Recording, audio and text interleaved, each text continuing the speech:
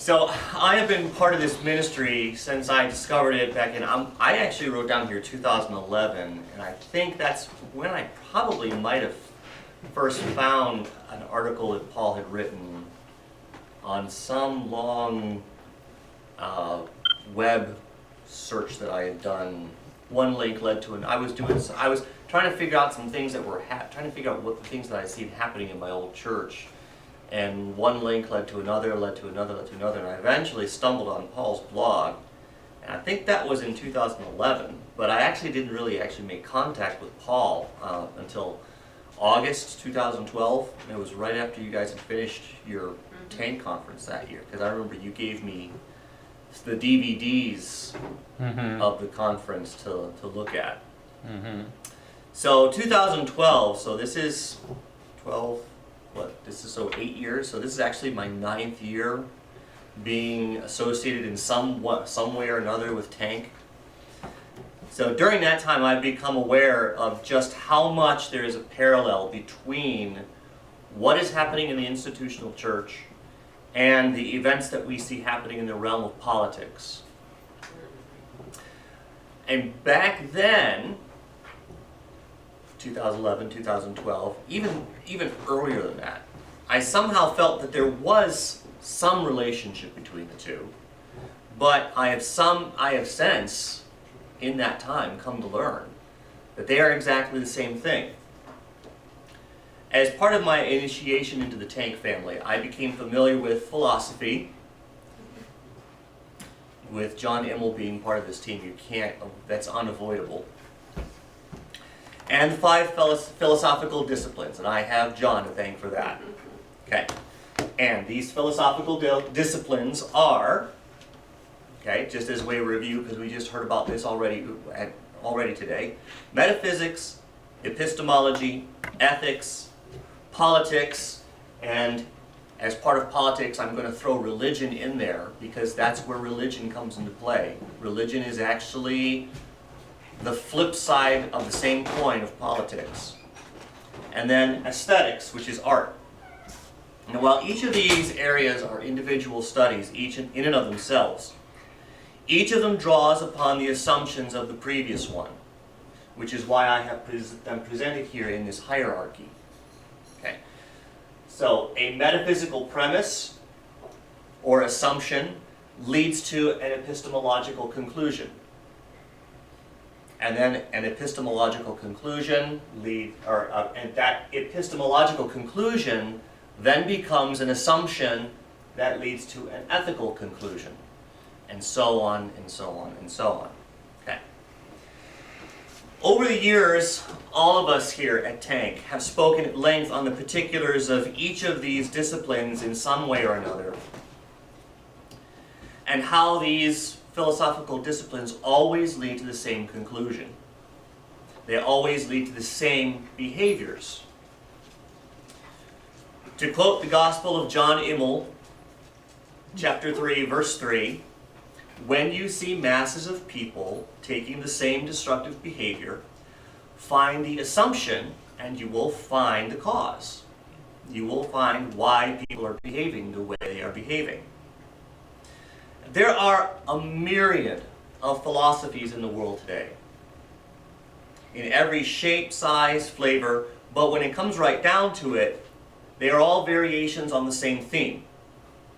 That is to say, when it comes right down to it, there are really only 2 philosophies in the world. Okay? You are either an individualist or you are a collectivist. I dare say that if I were to walk up to any random person on the street here in America, they would balk at the notion of being a collectivist. This is America. This is the land of the free and the home of the brave. Okay? We're not collectivists here in America. But it never ceases to amaze me the number of people who fancy themselves to be the champion of freedom and liberty, but yet they still hold to some collectivist ideals. It would seem obvious that collectivist values would be antithetical to liberty and the individual. Yet most people in America are able to rationalize the cognitive dissonance quite readily. How is it that they can hold two opposing ideas simultaneously? Well, it's because they don't understand where this kind of thinking comes from, or from the sources or the values they don't understand where this kind of thinking comes from, or the source of the values that they've chosen. Okay, and so that's why I've created a worksheet to compare and contrast these two ideologies, and I covered this a little bit at my first session last year. And so for those of you who are new, this is going to be new to you, obviously. Others of you, this will be a good refresher course. And I made a slide. I put them up here on the slide, and I know this is very hard for you to read, so I made handouts for everybody.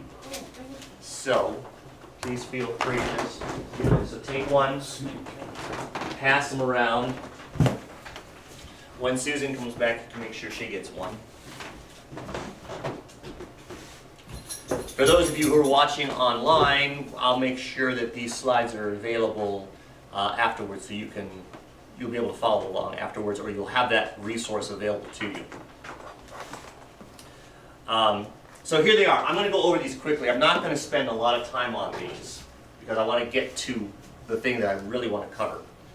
So, Table 1, you're on your first page there. Contrasting philosophical ideologies. Okay, so here we have the philosophical disciplines right here. Metaphysics, the study of existence and reality. Epistemology, how we know what we know. Ethics, how we value what we know. Politics, how man interacts with others. Aesthetics, how man reflects his philosophy back to the world. Okay, now, as I said, every philosophy that is out there can be categorized in one of these two systems. All right? So let's compare the two. With regard to metaphysics, the study of an existence and reality, for the individualist, he begins with the metaphysical premise that man is existentially good. Man has the capacity to act in accordance to the purpose for which he was created, to think, to reason, to live. In a sense, simply to be, to exist. Okay? That is the metaphysical premise. That is the beginning assumption. That's where we start with if we're an individualist, that man is existentially good. And when I say good, I don't mean good as in a value judgment. We're talking about good existentially. That means he does what he was made to do. Okay? He was made for a purpose, and that purpose is simply to exist. All right? The collectivist, on the other hand, begins with the assumption that man is existentially evil and fundamentally flawed, and he has no ability. He can't do anything. Okay? So, there's the contrast between the two. Now, how does this affect our epistemology? How does this affect how we know what we know? In other words, how do we determine what truth is? Well, if man is existentially good, if he has ability, if his primary purpose is to be, then that means, as far as truth is concerned, man is able to discern truth through his capacity to reason. Truth is understood by observing reality, comparing and contrasting propositions, eliminating contradictions, and affirming only that which is rationally consistent. Notice this is a rational process. This is a cognitive process. This happens in the mind. Okay? However, for the collectivist, if man is fundamentally flawed, man's depravity and fundamental flaws make him unable to discern truth.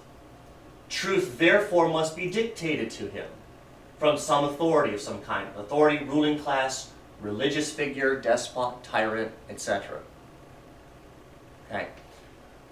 Our epistemology, or in other words, how we determine truth, then gives us our ethics, how we value what we know. How do we determine values then, based upon our ability to discern truth? Well, for the individualist, because man can discern truth, his capacity for reason leads him to conclude that life in general has value. His own particular life, his own life in particular. And because of that, because he recognizes the value of his own life and his own existence, he in turn ascribes worth to the things he deems valuable to himself and will seek those things out. However, for the collectivist, if truth is dictated by authority, in other words, if man cannot determine truth on his own, any value that exists in a collectivist system is only derived as a result of a truth that is only relevant insofar as it benefits the collective. Man's depravity or inability, therefore, means he has no value. Man has no value in a collectivist society, in a collectivist system. Any value he can possibly hope to contribute is only found in sacrificing himself for the benefit of the collective. All right, so once we have our values determined, that then determines political force. When we're talking politics, we're actually talking what force then is in play with regards to how men interact with each other. What force does this prescribe?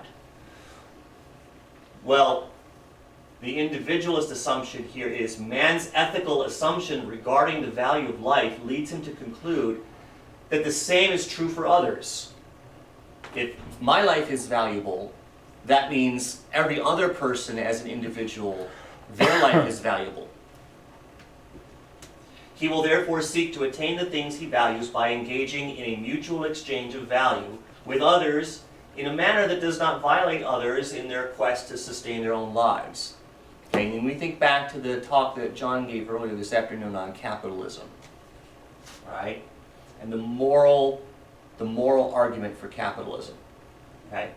However, the collectivist assumption under politics, the political force that is prescribed in collectivist ideology, a rigid class structure is needed in order to compel man to operate within this above ethical assumption.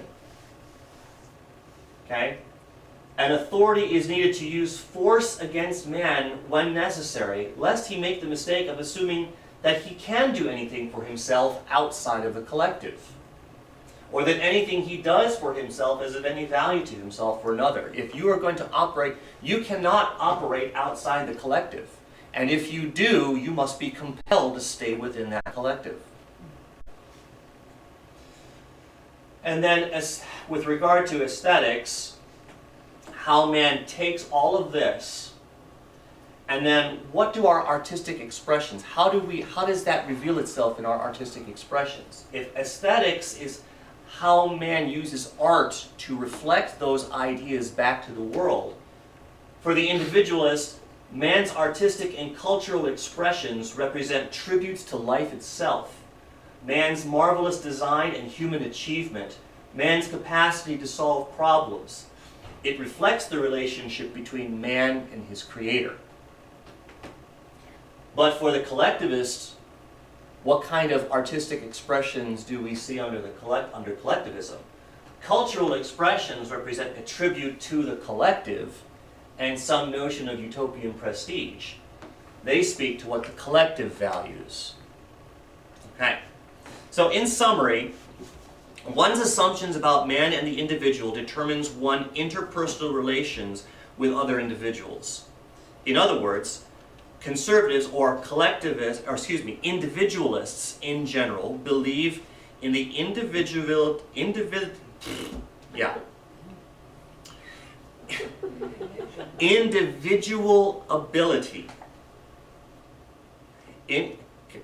Individualists believe in the individual ability of man to self-govern.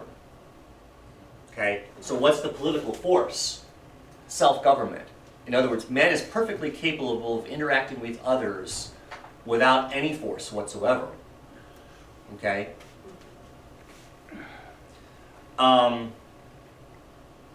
Liberals or collectivists in general believe that individual choice must be sacrificed for the benefit of the state or the collective.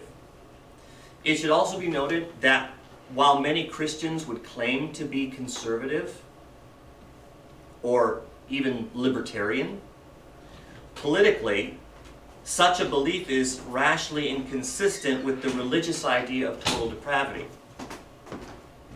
Okay? So you have, what do you have? You have two conflicting ideas. You're trying to combine the values of individualism and liberty with the values of total depravity. And you can't compare, you can't reconcile those two.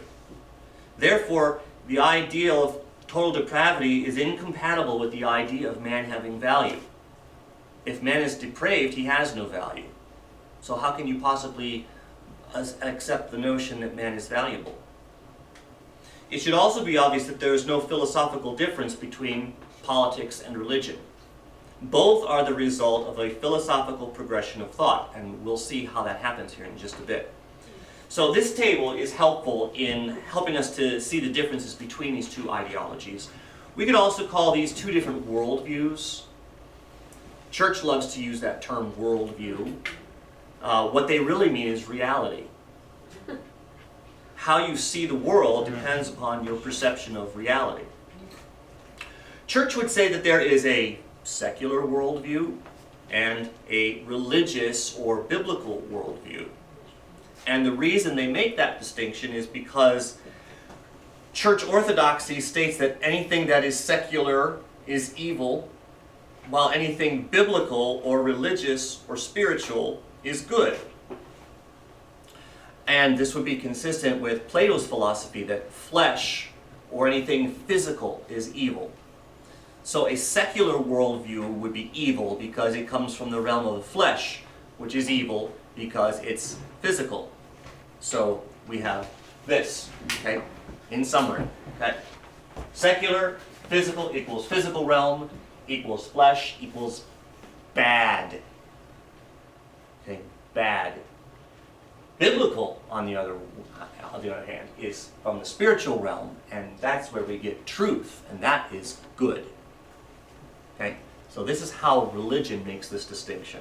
But the bottom, the good, is dependent on a smorgasbord of biblical interpretation. Mm-hmm. So basically, free will is really the metaphysical reality, because when people boast that they submit to a spiritual authority, mm-hmm. pick your denomination, Mm-hmm. what they're really saying is they've exercised their free will to pick a spiritual authority for themselves.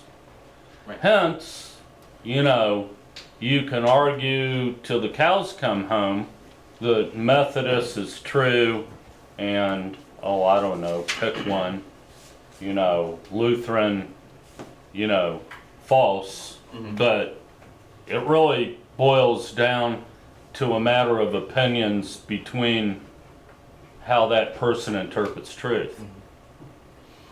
Okay, so we can look at those distinctions between the two ideologies, and we can understand that, and we can understand this, and we can say, okay, that's great, I get it, right?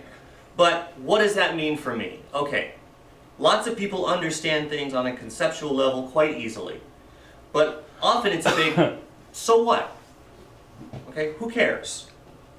People get so caught up in their little bubble that they don't see the big picture because they are distracted in the details. It's like John Immel told us in another tank conference. I'm going to channel John Immel a lot in this session. Most people encounter a philosophical system in ethics. Let me back up one slide here. So ethics right here.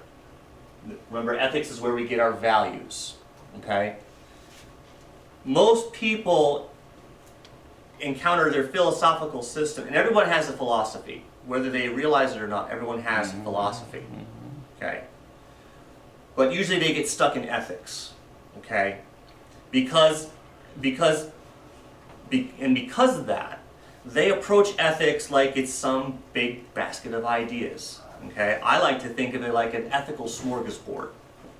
All right? So imagine you go to the smorgasbord and you take your plate, you grab your big plate, You walk down the line, along the buffet, and there's a whole buffet full of ideas.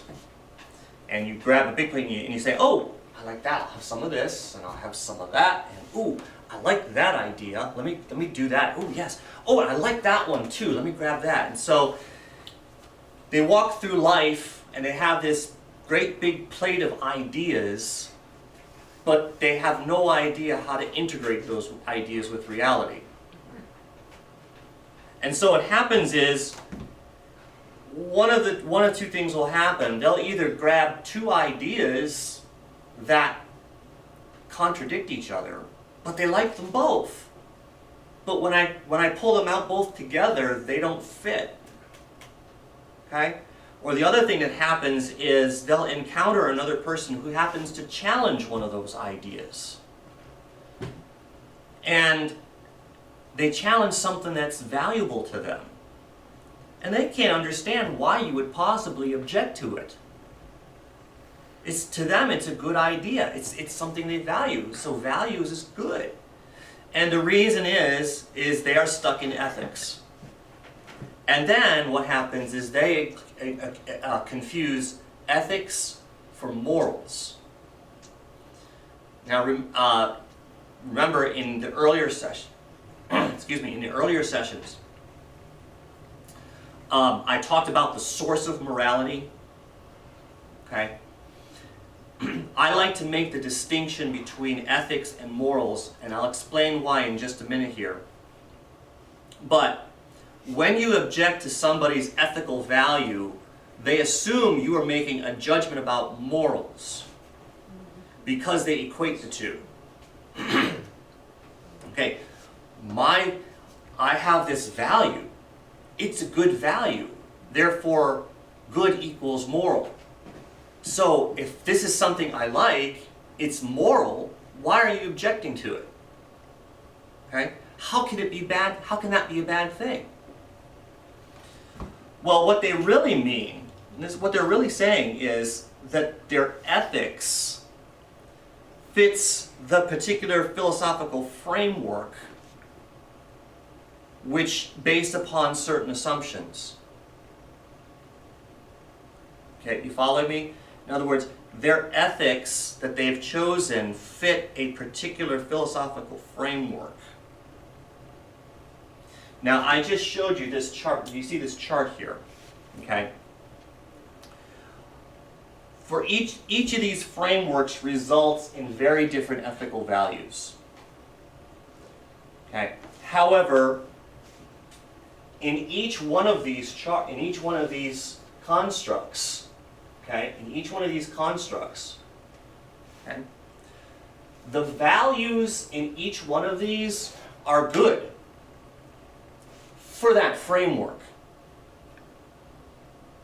Got it? Okay? Well, remember, I'm making the distinction between, I didn't say it was moral, I said it was good for that framework. Because remember, where do the ethics come from? Well, the ethics are a conclusion of an assumption you made way up here.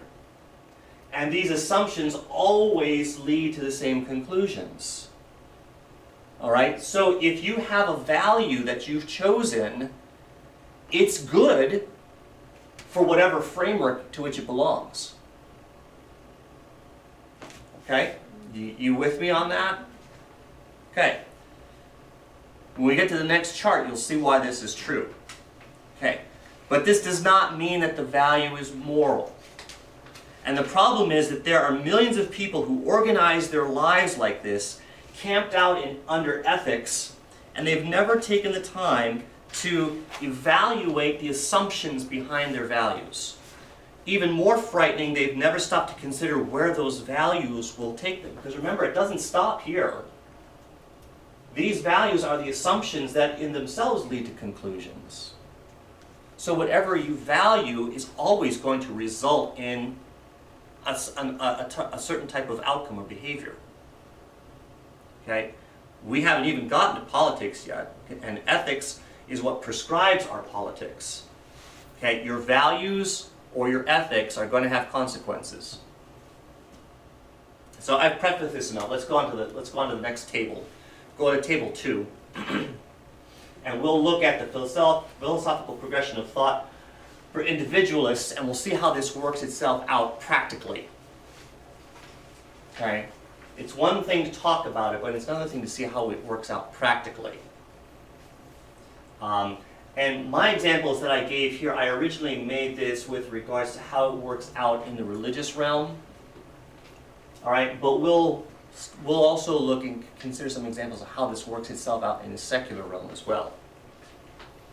So, as far as metaphysics go, for the individualist, if man is existentially good, that means the way that works itself out is man's basic natural instinct is to survive.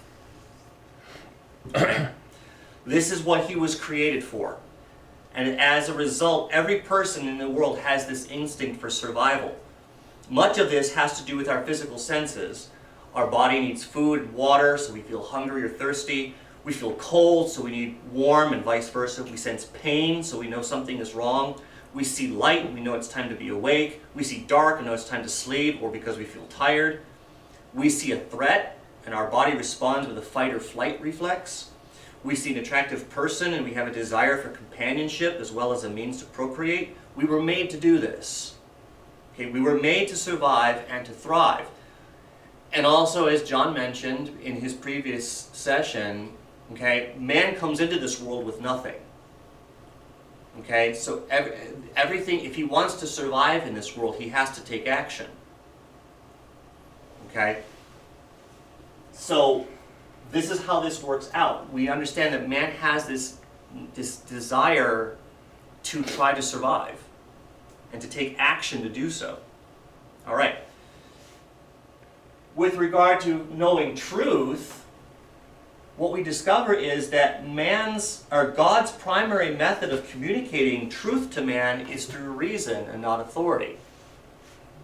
How does this work itself out practically? Look, remember, God said, Isaiah 1:18, "Come, let us reason together, saith the Lord."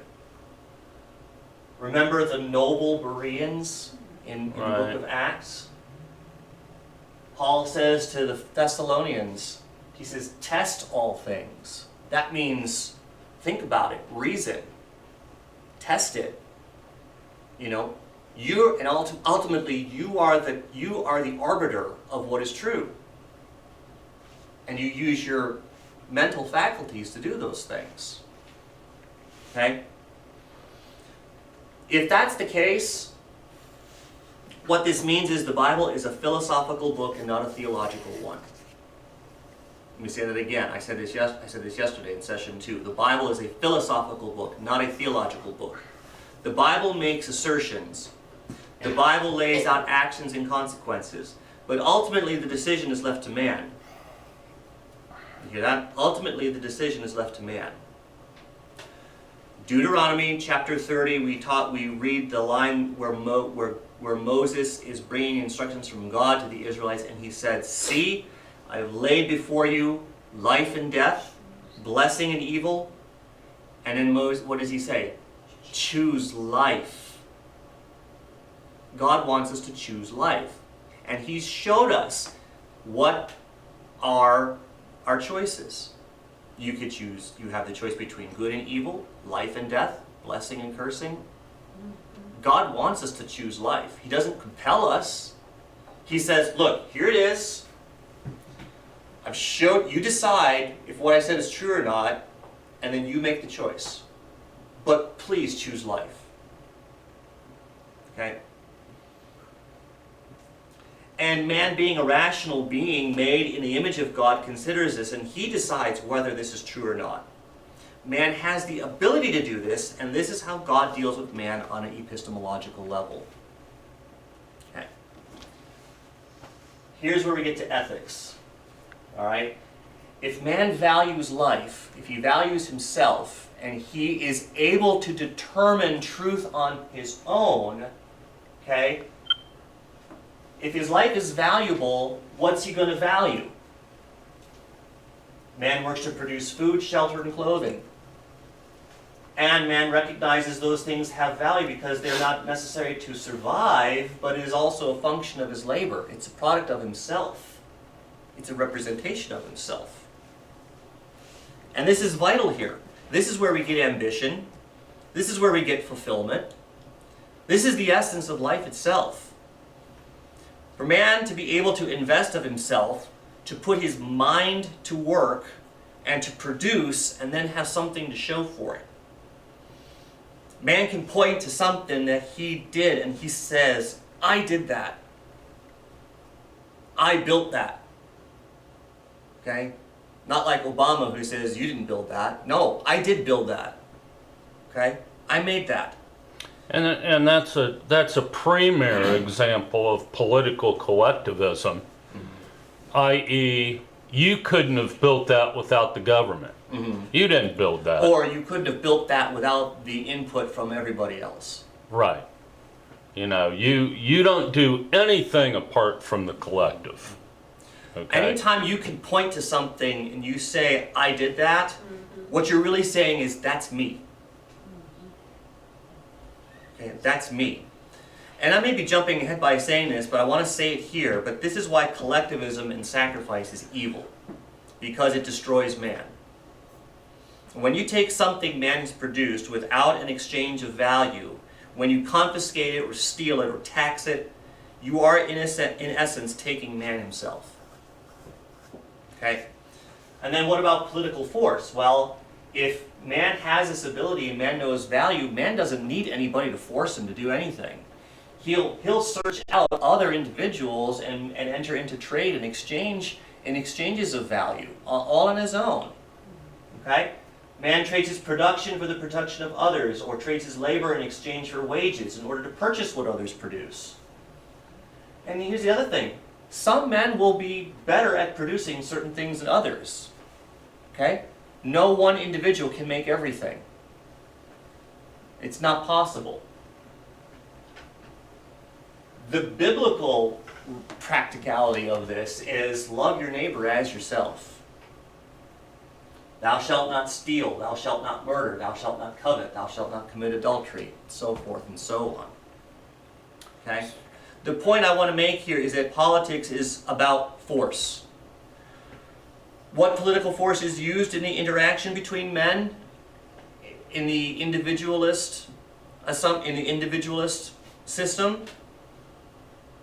The answer is there isn't any. Man is motivated to enter into mutually beneficial contracts with others on his own. He is able to deal with other individuals on his own without any force. The only time force is needed is if an individual is violated. So political force in this construct, then, is not to compel behavior, but rather to punish evil. Okay? This is the only valid role of human government, to punish evil. Okay. The founding fathers put it this way. They said it was to secure liberties, to protect our rights.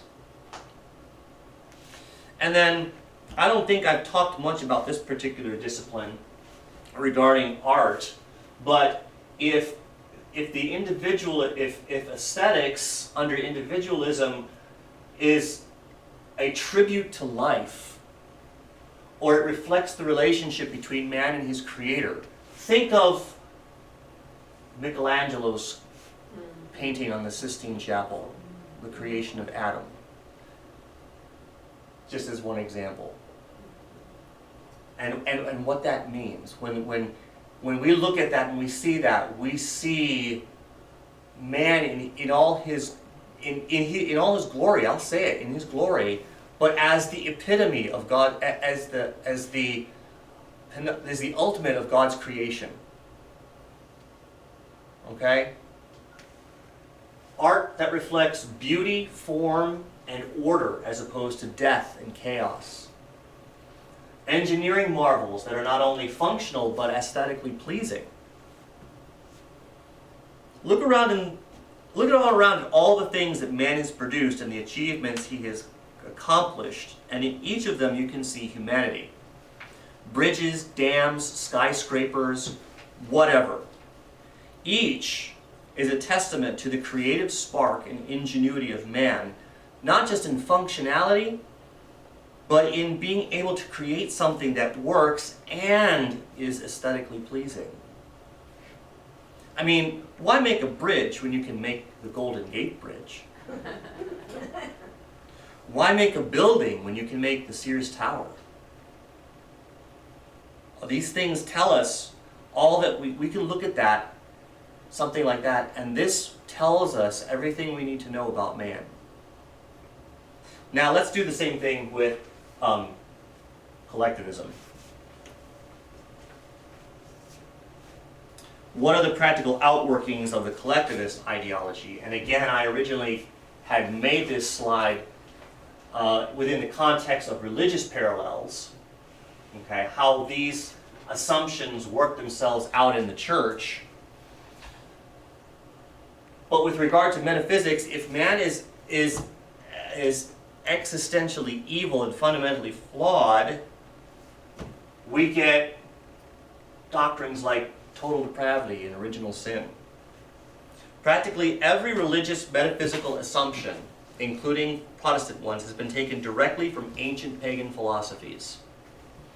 We have to go all the way back to 2013, where John gave us a historical overview of the evolution of Western thought. I want to read you an excerpt from one of his sessions. This is on Heraclitus, who is one of the earliest contributors to our current system of Western thought. This would be probably around the 5th century BC. Okay? Heraclitus used the word logos to describe the defining force behind the universe. However, he didn't use it like the Christians used it. Logos has a number of interpretations and usages. Most Christians are familiar with the Stoic interpretation that logos equals the Word of God. But Heraclitus thought that the logos had immeasurable properties as if it were some extra-worldly entity. According to Heraclitus, man is not able to understand the logos. The universe is in constant change. His aphorism describing these concepts survives to this day. Ever newer waters flow on those who step into the same river. Heraclitus is basically telling us that no matter what you do, it is in constant change. So the question then is, if you think that chaos, that is change, is the core of existence, what does that do to man's senses? The answer is, it strips him of any effectiveness whatsoever. It makes man's senses invalid because while they show us solid things, reason explains that everything is changing, and therefore man's senses must be too base, too unrefined to understand reality. This poses a huge problem for human existence. The solution, therefore, was to divide reality.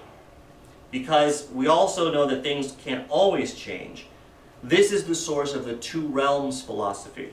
The realm of reason, which is the capacity to understand the constant change, and the realm of appearance, shaped by incompetent human senses, reality as it appears to man.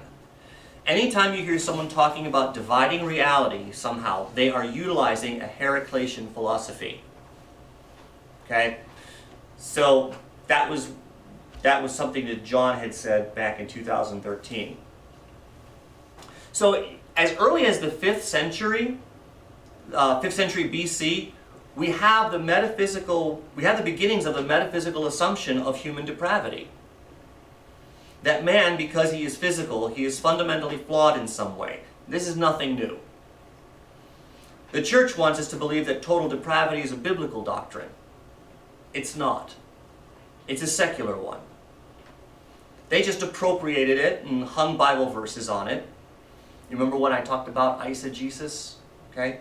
The institutional church holds no monopoly on original ideas.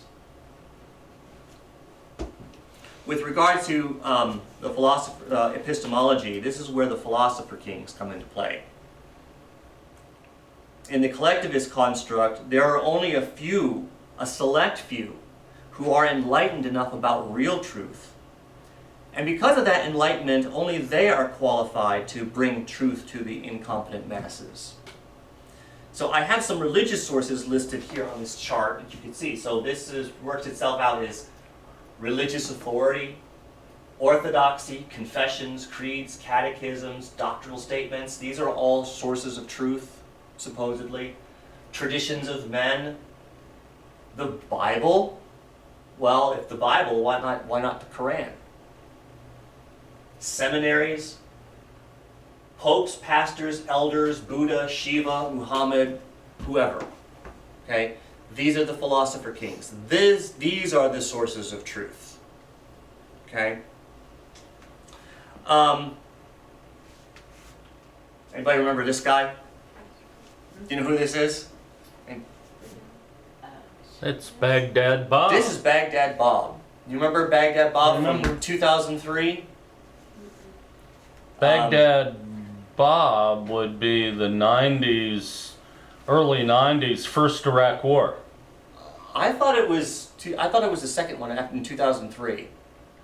No, Baghdad Bob is the first Iraq War. He was the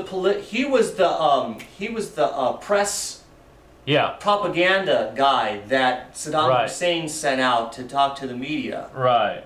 Remember? And he stood out there and he put up his hands and says, "Oh no, there are no coalition forces here." Meanwhile, in the background, you can see the tanks running in the background behind him as he's saying this. Yeah. And the media's like, are you sure? I mean, what are those tanks? It's like, oh no, that's nothing. There are no coalition forces here. Okay? Guys like Baghdad Bob, he's the philosopher king. These are the mediators whose job it is to tell us what we're supposed to think about something. Remember, our senses are flawed and we can't trust them, and so any conclusions we make are going to be wrong. And so we need the mediators to reinterpret what we are actually seeing for us. Well, in today's contemporary news, Yeah. So hold that thought. Hold that thought, because I have a video example for you. okay, This is about 2 minutes long. Okay. Alright. So the first part is a video clip from Ben Shapiro, yeah, and then the second clip right after it is from it's a clip of Chris Wallace interviewing Nancy Pelosi regarding the House being unable to pass their legislation on Okay. the stimulus package. all right. Okay? So let's watch this. And I want you to think about philosopher kings and mediators. So, how did the media cover all of this? So the media have been downplaying rioting and looting. They've been saying that it's a myth. It's something in your imagination for a long time. Did the media change their minds when it turns out that it is not only not a myth, Americans are worried about it? Of course not. This is an actual chyron that appeared on CNN last night. It was so insane, I thought it had to be photoshopped when I first saw it last night. So there's a segment CNN aired. They had a reporter on the ground. It's not the reporter's fault. He didn't write the chyron. And in this segment, you can see literally things burning behind the reporter. So here's the reporter in Kenosha, Wisconsin. You're gonna hear him talk. The chyron underneath. Literally things are burning in the background. You can see cars, businesses burning in the background. The chyron from CNN, your most trusted name in news. Your media who are actively rooting for rioting and looting and justifying rioting and looting and excusing it and proclaiming that anyone who opposes rioting and looting is opposed to black lives and all of this bullcrap. Okay, here is CNN's chyron. I'm gonna read it to you. Okay, you ready? Fiery, but mostly peaceful protests after police shooting. Fiery, but mostly peaceful protests. So here's what we've got from the media. He had a knife, but otherwise unarmed. And fiery, but mostly peaceful protests after police shooting. They think you're a moron. They think you're an actual moron. You're looking at tape of crap burning in the background. And the chyron, I don't know who wrote, who the hell wrote, did the rioters write the chyron? Apparently. Fiery, but mostly peaceful protests? Yes, and the Titanic voyage, as my friend Bridget Fedesi says, the Titanic voyage was watery, but mostly safe. Fiery, but mostly peaceful protests after police shooting. But Speaker, I understand that the president's executive action doesn't do all the things you want, but having no bill at all, not coming to any agreement, wasn't going to provide any of the things that you want either. You're known as a master negotiator, but didn't you mess this one up? Because you talk about all the things that the president's bill, let me just finish if I may, Speaker. Now, because there's no deal at all, cities and states won't get any money. There's no money for the post office. There's no money for hospitals. There's no money for state boards of election. You knew that the president was threatening to take this executive action. I understand that you weren't going to get everything you wanted and didn't get everything you wanted, but should you have cut a deal? And are you ready to go back into talks to try to come up with a fuller package? Well, clearly you don't have an understanding of what is happening here. Clearly, you don't have an understanding of what is happening. You don't have an understanding. You don't have an understanding. So how did the media cover all of this? So the media have been downplaying rioting and looting. So, that was it. That's just it. All right. Okay? Mediators. They're not even hiding it anymore. Right. Okay? Clearly, your depravity makes you unable to come to a rational conclusion on your own. Right. So, we have to explain it to you. Right. Okay?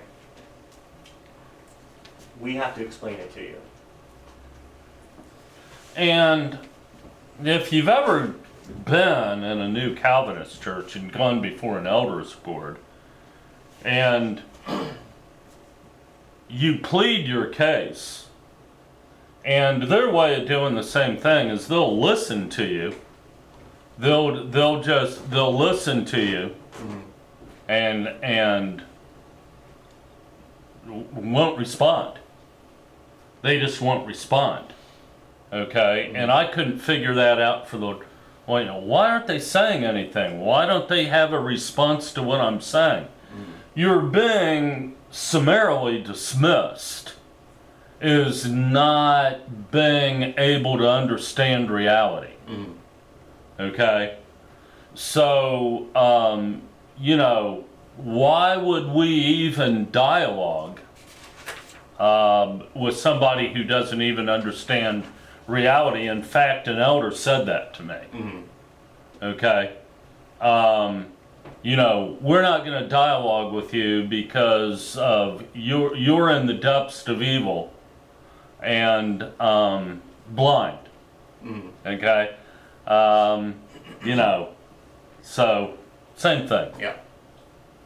All right. So you have to have these mediators here to dictate truth to us. All right. With regards to ethics, what do we value? Okay. Well, value is only relevant as it benefits the collective. So in the church, we have tithing. Okay? That's what they value, which is really a function of sacrifice. Church attendance. Submission to authority. Service in some church ministry. Oh, but not just any church ministry. Okay? If you go and do something off on your own as a ministry, you're going to get in big trouble because the church didn't sanction that. Okay? They're going to want to be in control of that somehow. How dare you think that you can go off and do ministry on your own? That doesn't benefit us at all. Well, Or give until it hurts. Or yeah. I'm a sinner saved by grace. Or I didn't do that. God did that through me. Well, what'd that sound like? You didn't build that. Actually, now, you know, I don't follow these trends on the internet anymore, but I know in 2008, 2009, 2010, as late as 2015, church members having their own blog without being under the quote authority of the elders was a really big deal. Okay? And we had several people contact our ministries that wanted advice because they were told by the pastors of several given churches to shut down their blogs. Okay? Because it wasn't under the authority of the elders. And so that's another example. I don't know. if that's an issue that's trending of late, maybe the church figured out there was no way to control it and kind of gave that up. You know, I don't know. Thank you. Glad you really make it. All right. Yeah, thank you. Okay. Maybe we'll see you tomorrow. All right. So, with regard to ethics, how do the collectivists determine value? Value is only relevant insofar as it benefits the collective. This is where we get the idea of sacrifice as the greatest moral standard. Okay? They value sacrifice. If you're sacrificing yourself, that's how you show that you're moral. Okay? Now, again, remember, ethics and morality are two different things. If people think they're sacrificing, they think they're being moral because they equate morality with ethics, with good. Well, it is good, because in this philosophical system, that's the logical conclusion. That's the rational conclusion. So yes, it is good within this construct. Okay? So, what would be the secular parallels then regarding ethics and collectivism? Well, we have one playing out before us right now. For the past 4 months, we have been constantly bombarded with messages about social distancing and mask mandates. We're told that your personal liberties don't matter. You wear that mask to protect others. Do you want old people to die? Yeah. If you don't wear a mask, you're responsible for killing old people.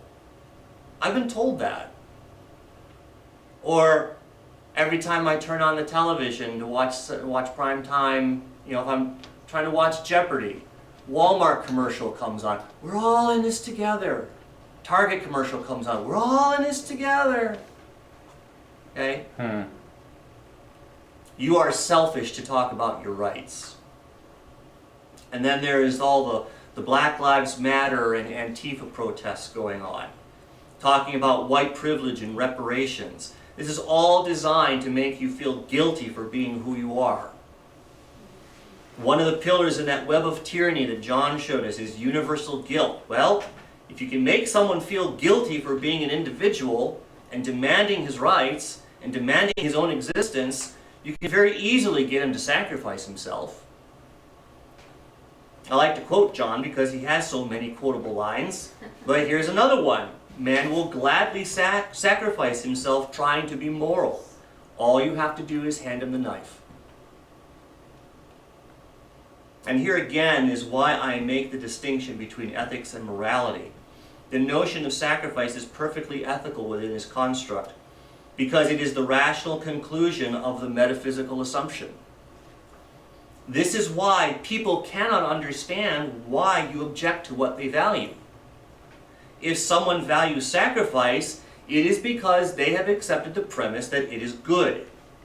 They believe they are acting morally, but they have never taken the time to evaluate that premise. Muslims believe they're acting morally by demanding the execution of infidels, because in their value system, it's perfectly acceptable. National Socialist Germany had no problem with the execution of 6 million Jews, because in their value system, it was perfectly acceptable. They believed what they were doing was good. And it was good within that philosophical framework. Are you beginning to understand why I make this distinction? Okay. And then regarding political force then,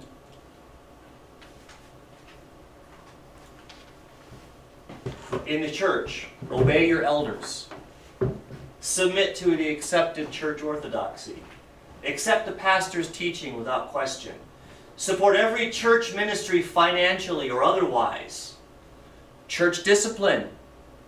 Big part of political force. Okay?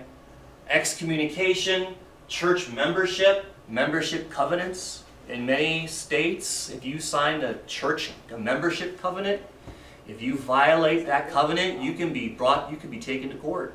It's a legal law. and is a legal binding document in court. Talk about political force. Despite what collectivists try to convince us about man's depravity, this is in conflict with the way man was created by God. Man has an innate desire to exist. Even the most unmotivated person understands hunger and shelter and procreation. Man knows that there are things he needs to survive. And so despite the cognitive dissonance created by the false premise of collectivism, many individuals will still find themselves driven to achieve, driven to fulfill their own personal goals. This is why strict political force is required, because this is not how man naturally behaves. Okay? Man is not going to want to do these things. Okay? At some level, at some point or another, he's going to want to go do something on his own. But as a collectivist, you can't do that, because you're hurting the collective by doing that. You have to operate within the collective. And so the minute you step outside, boom, down comes the full force of collectivism upon you to compel you into its conformity. Man's nature is not his own self-destruction. Man's nature is to exist.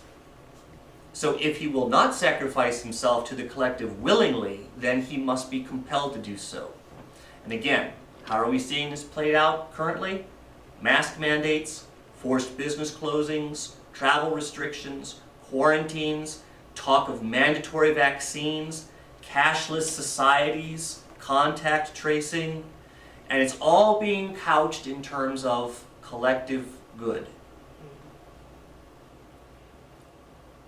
But ask yourself, what happens to those who don't want to comply with that? As far as secular examples of artistic expression within the church, that's pretty easy.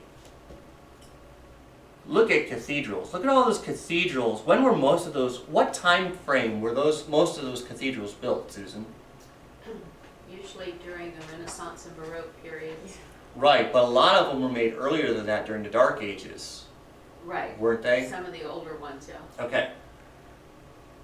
And what's usually characteristic of those cathedrals? Very dark, Dark. gargoyles. I was going to say the gargoyles. Gargoyles. Yes. I even showed one example of a clip I took of a documentary. It was a clip from a documentary where they were researching the history of various cathedrals. And there was one cathedral in France that this guy was looking at. And on the archway in front of the cathedral, there were all these head carvings of various saints and things. But included among those, there was Plato, Yeah. there was Socrates, there were all these pagan philosophers. Right.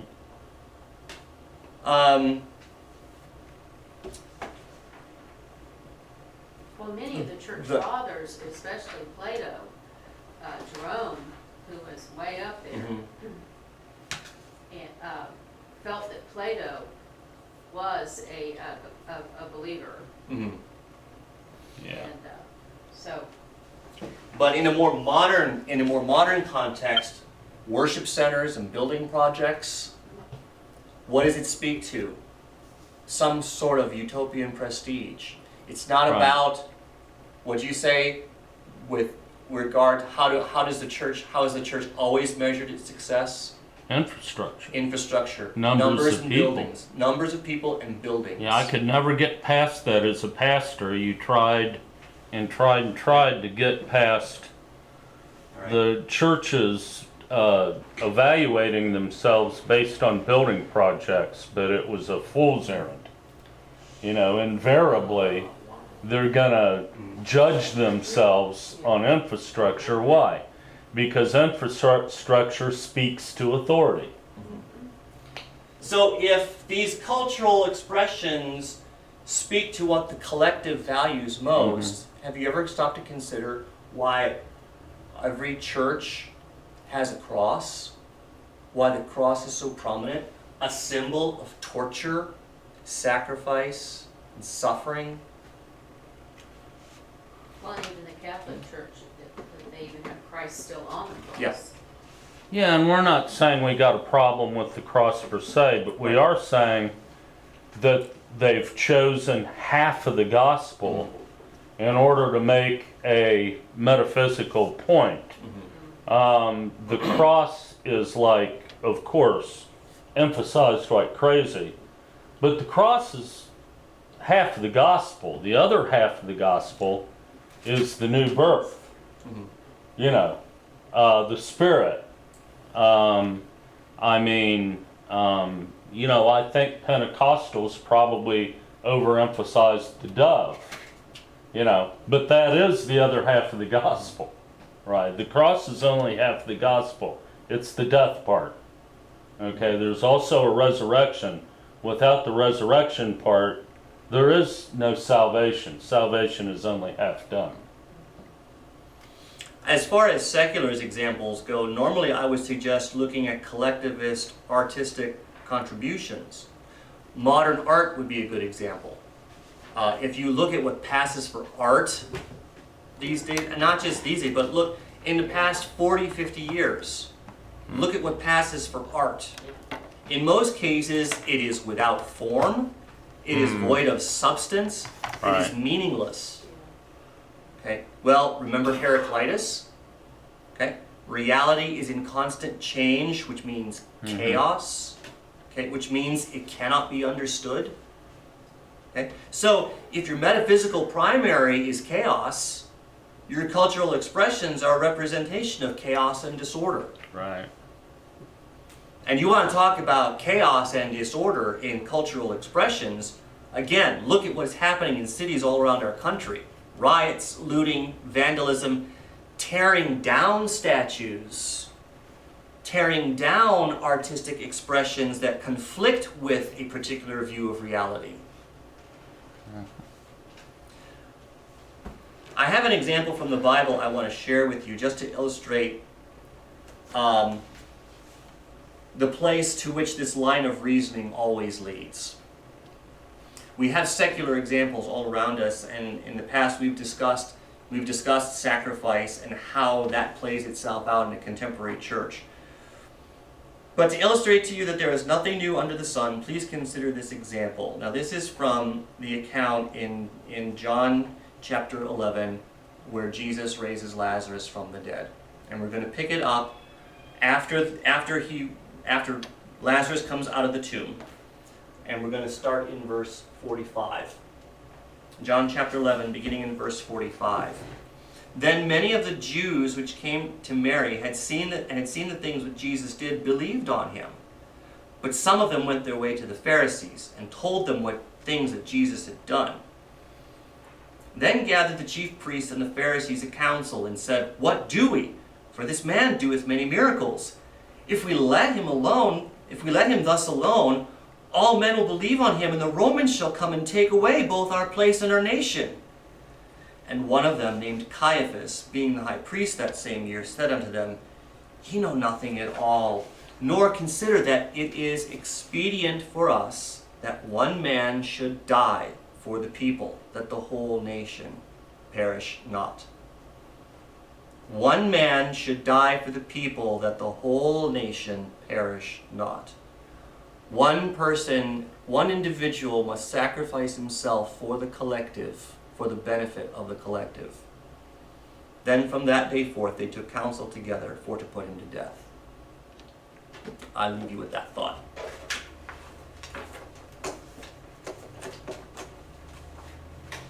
Well, he was speaking from a particular collectivist ideology, but was unwittingly speaking the truth of another reality.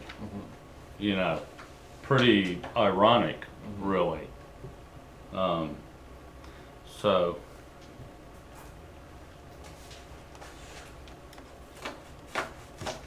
Any comments, questions, other things anybody wants to add? Well, I don't know if this has anything to do with sum total of your talk. And I don't know if I'm ever going to have opportunity to tell this story. It might get edited out, I don't know. But when I taught preschool in Trotwood, 99% of my class were African American preschoolers. And my 2As were African American as well. And so, of course, during February, Black History Month, even at the preschool level, we would do things to commemorate Black American lives. So in my classroom, we decided that we would talk about how we are all different but the same. In other words, we're all part of the human race, but we all look different. And so I had purchased a package of construction paper that was called Multiracial Colors of Construction Paper. And it had every color, skin tone known in the world, okay? And of course, I had every skin tone in my class because of a variety of reasons. So when we were sitting around the table, and I had a little girl named Kennedy, precious little girl, and we found her skin tone, and I asked her, I said, "What color are you? What color is your skin, Kennedy?" And she said, "Black." So I reached in my package of paper and held up a black piece of construction paper and laid it next to her skin. And I said, "What color is this paper?" And she said, "Black." And I held it against her skin, and she goes, Was she white? no, she was African American. Okay. So she goes, "I'm not black, that's not my color of my skin." So we looked in all of the colors, and she found a brown, a dark brown that was her skin color. And she goes, her eyes get real big, and she says, "Oh, Miss Susan, I'm cinnamon. I'm cinnamon." So I, almost cried. And then I said, "What color am I?" She goes, "White." So I got a piece of white construction paper out and laid it against my skin. And she had this look of surprise on her face. And so she looked through the package of paper, and she came up with one that was as close to mine, and she goes, "I'm cinnamon, but Miss Susan, you're peach." So in light of that, I think we are all women of color. We are all people of color.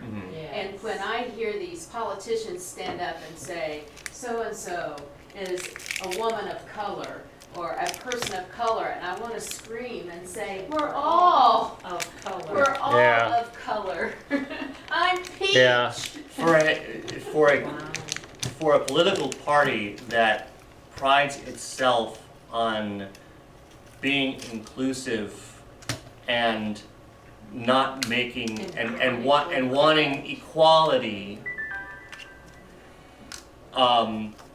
they're the first ones to make to utilize distinctions to their advantage. Right. Yeah. Yep. I'm going to one of these days figure out a way to write that story and put it on Facebook, so I don't offend anybody. Yeah. But Good I luck want to with say, that. I Yeah. am a woman No of kidding. color. According to my preschooler Kennedy, I'm peach. Yeah. That's great. But it was really cool. They had all this. One color was nutmeg, another was cinnamon, mocha. And so they had real cool names for all of the colors. You got them going. You get children on the roll. And Yeah. but they speak so much honest truth, though. They do. So They're like a little sponge. she's my little one. We grew butterflies from caterpillars. Watch